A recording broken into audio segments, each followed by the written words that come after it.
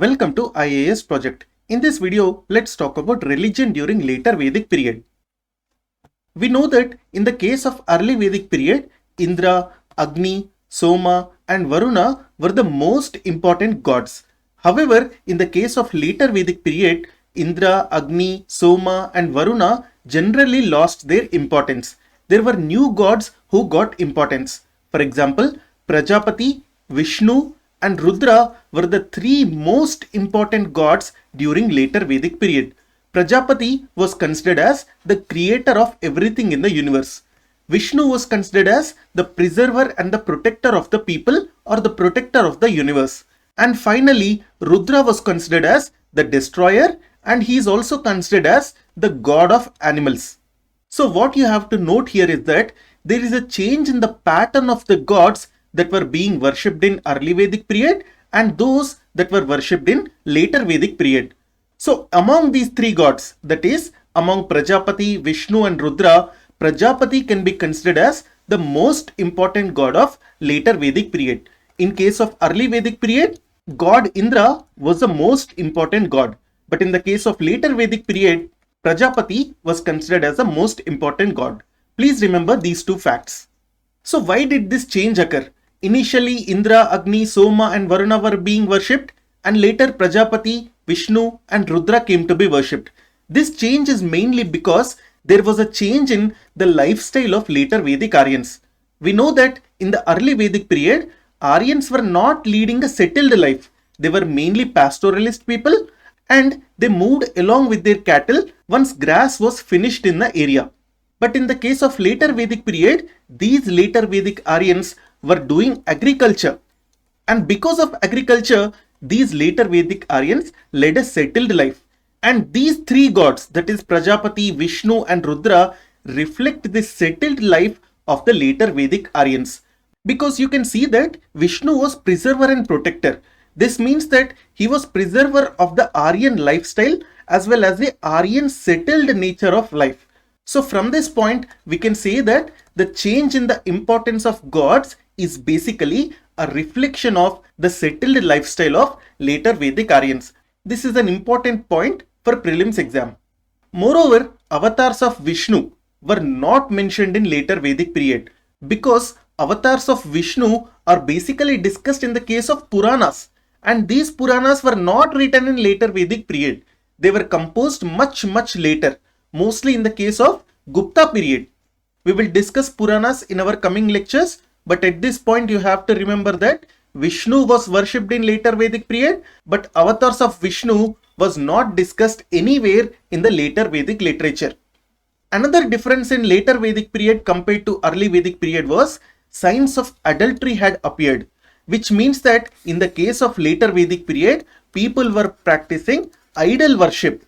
For example, many Hindus today are actually idol worshippers. There are different sects within Hinduism. Some people do not worship idols. However, idol worship is practiced by many Hindus even today. And such kind of idol worship has its origins in later Vedic period, not in early Vedic period. We have discussed that in later Vedic period, society was divided into four varnas. We know that in the case of early Vedic period, this was mainly divided into three varnas. Shudras were not divided as a separate varna in the case of early Vedic period. But in the case of later Vedic period, there were four distinct varnas. They were nothing but Brahmanas, Kshatriyas, Vaishyas and Sudras. And all these four varnas also had their separate gods, or we can say each varna had its own gods. For example, Pushan was considered as the god of Shudras. Pushan was basically the protector of cattle. Similarly, god of Brahmanas was Agni, because Agni was basically an intermediary between humans and other gods. That is why Brahmanas considered Agni as their most important god. Agni was also associated with sacrifices and rituals. Brahmanas were also associated with sacrifices and rituals. So you can see an association between Agni and Brahmanas here. So similarly, other varnas also had their own gods. This is an important point which you have to remember from the point of view of later Vedic period. This was not the case in the case of early Vedic period. Moreover, later Vedic people worshipped for material reasons. For example, they mostly worshipped for wealth.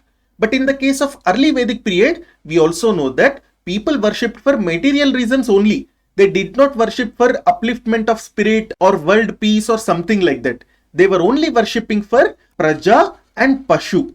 We already have learnt that Praja means children and Pashu means cattle. This was the case in early Vedic period. In the case of later Vedic period also, people were worshipping for material reasons. For example, they were worshipping for wealth. In later Vedic period, recitation of prayers was still being done. However, one important change has happened during later Vedic period. That change is importance of prayers decreased. It was still existing, but it decreased. At the same time, the importance of domestic and public sacrifices increased greatly. So we can say that in later Vedic period, importance of prayers decreased, whereas importance of sacrifices increased. Please remember this point. Moreover, when we talk about sacrifices, two kinds of sacrifices were being done, both domestic sacrifices and public sacrifices. When we say domestic sacrifices, we are mainly talking about sacrifices by individuals, or let's say sacrifices by private entities. For example, those sacrifices that were being conducted by people within their own houses.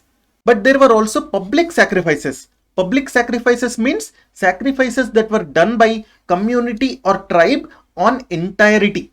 And these kind of public sacrifices were led by the king. And Purohita assisted the king during these public sacrifices. So sacrifices were mainly of two types, domestic sacrifices and public sacrifices in the case of later Vedic period. So the cult of sacrifice was still important in the case of later Vedic period. Moreover, in the case of later Vedic period, these sacrifices were accompanied by elaborate rituals and also elaborate ritual formulae. There is a difference between prayer and ritual. Prayer simply means the words that person is saying during the sacrifice. But when we say rituals and formula, we are generally talking about the action that is being done during the sacrifice. Please remember this difference between prayers and rituals.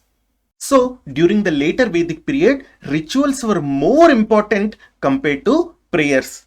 And during the sacrifices, all the offerings were made to Agni god. And these offerings were accompanied by elaborate rituals, which means that the action part of the sacrifice was very elaborate during later Vedic period.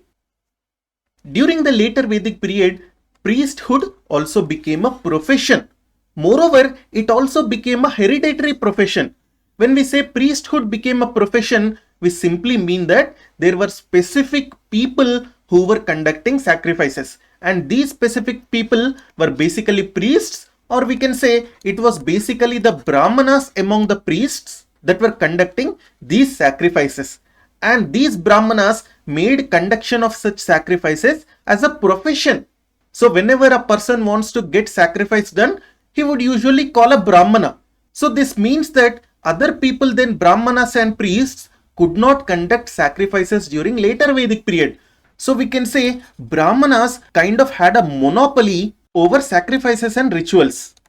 Moreover, these sacrificial formulae or ritual formulae were also invented and further elaborated by the priestly class, because it was mostly Brahmanas that composed the literature that is associated with sacrificial formula. So these inventions and elaborations of sacrificial formula also helped the Brahmanas for keeping their monopoly over sacrifices and rituals. But by the end of later Vedic period, one important change has happened. There was a strong reaction from the people against the domination by the priests. So only priests were able to conduct sacrifices and rituals, and because of this, priests were charging heavy fees. And other than fees, they were also recommending the sacrifices of animals. Moreover, there was Varna system also. So because of this, what happened was, it was mainly the Vaishyas who were against all this. They did not want to give their money to priests, and also by killing of animals in the case of sacrifices, Vaishyas were facing losses in their agriculture. Moreover, in the Varna system also, Vaishyas did not enjoy the top position. Although they were the main producers and they were the main taxpayers, they were not getting the benefits in Varna system. In the Varna system, Vaishyas were placed just above Shudras and they were being dominated by Brahmanas as well as Kshatriyas. That is why there was a strong reaction by Vaishyas, or we can say Vis, against the priestly domination, mainly in the areas of sacrifices and rituals, and also partly in the case of Varna system. When we discuss Buddhism and Jainism in India, there we will learn that this opposition by common people, or let's say Vis or Vaishya, was one of the reasons for the rise of Buddhism and Jainism in the case of Mahajanapada period. We know that Mahajanapada period started after 600 BCE, which means that it started after later Vedic period ended. So this kind of opposition of priestly domination by Vaishyas mainly started at the end of later Vedic period, and by Mahajanapada period this culminated into what is called as Buddhism and Jainism. There were also other factors for the rise of Buddhism and Jainism, but animal sacrifices, discontent with Varna system and discontent with priestly domination were partly responsible for the rise of Buddhism and Jainism in the case of Mahajanapada period. Both Buddha as well as Vardhamana Mahavira belong to Mahajanapada period. Please like and subscribe. You can download this presentation from our Telegram channel. The name of the channel is IAS Project. The link for this channel is given in the description section below. Thank you.